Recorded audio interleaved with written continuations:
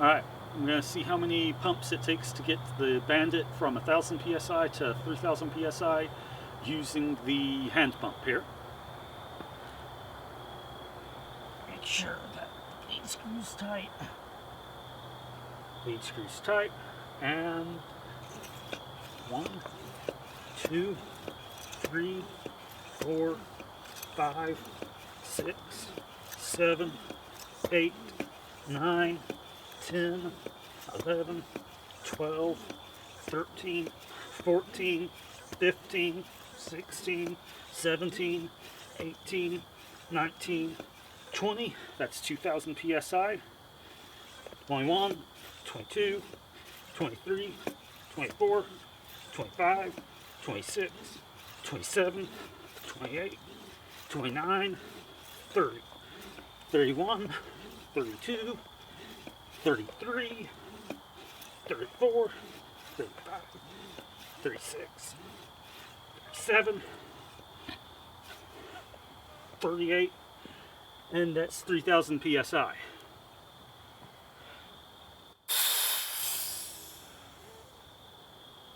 It's 38 pumps to go from 1000 psi to 3000 psi.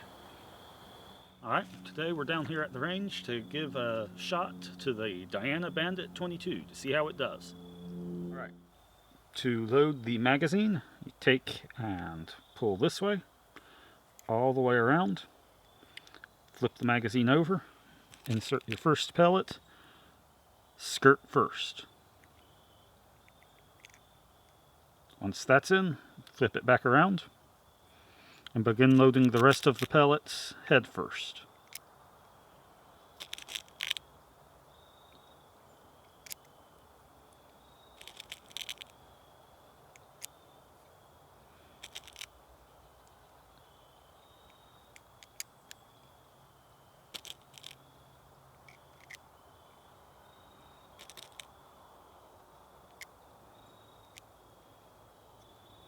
There you go, magazine loaded.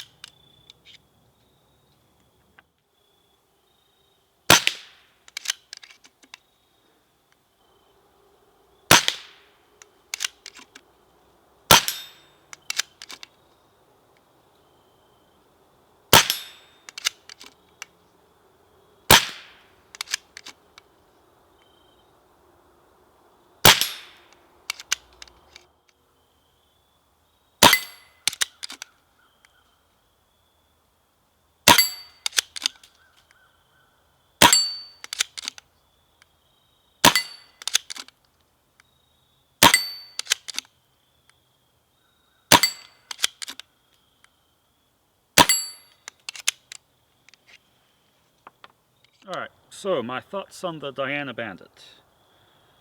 Overall, it did fairly well. I was impressed by how well it was ringing the plates there. I was expecting it to be a little quieter of a ping when it hit still, but it was pretty loud. 50-yard range is basically not there.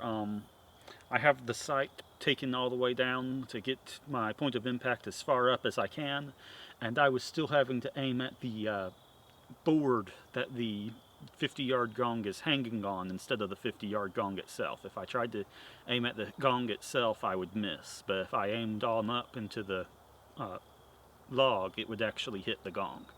So you're getting a good drop off at 50 yards. 25 yards seems good though. I was hitting anything I wanted at 25 yards, so I'd say that's somewhere between there and 50 is going to be your limit. It all depends on how much fall off you're willing to deal with. Another thing I found is that the rear sight can actually be blocked by the magazine if you have the rear sight all the way down. If you bring the rear sight all the way down and you put the magazine in, the magazine of course stands above the receiver and will actually be able to block your sight picture. So that's something to keep in mind. I got about 4 to 5 magazines per cylinder fill, so you're looking at somewhere around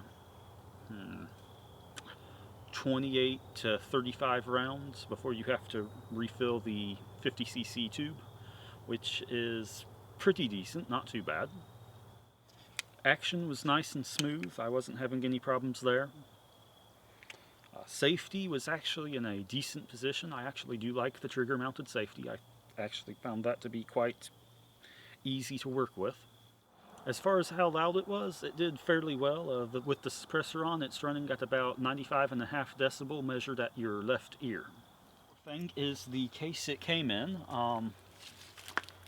I remarked before that the case seemed somewhat on the cheap side, and that has been confirmed. It has started stringing and everything else, and I have had the zipper lock up on me once or twice where I was unable to unzip the case. So for long-term carry and everything, this case is not going to cut it. So overall, I would say if you want to get into PCP airgunning, the Diana Bandit would be a definite thing to look out for. I think it would be a decent gun to get started with.